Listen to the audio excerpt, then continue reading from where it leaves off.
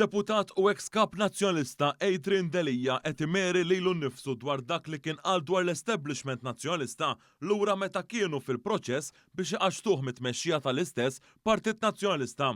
Dan ħareġ ċar waqt konferenza tal-aħbarijiet tal-Partit Nazzjonalista indirizzata primarjament mill-istess Delija.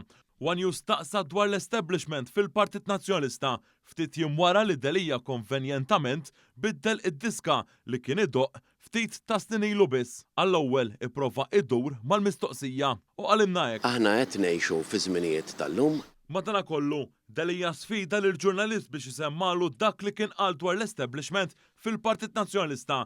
Iżda meta il-ġurnalista One News kien se jilqa' din l-isfida, Delija ma jdawwar diskorsu. Fl-2019 referejt għall-establishment kemm il-darbin tinsemma il-klips. Ma kontx qed tirreferi għall-gvern żgur. U żgur nisemmaħhom. Ngħidilkom jien min kien l-establishment f'dar 10 snin. Fost oħrajn, ftit ta' snin ilu, Delija kien għalek dwar l-establishment nazzjonalista. Kont wieħed minn dawk illi qatt diversi drabi li hemm establishment fil-Partit Nazzjonalista. Minkejja dan id-diskors fl-aħħar snin il-kandidata nazzjonalista għall-elezzjoni tal-Parlament Ewropew Norma Camilleri b'Adrian Delija eżatt ma' ġenba għaltinna l-establishment mhuwiex il-Partit Nazzjonalista.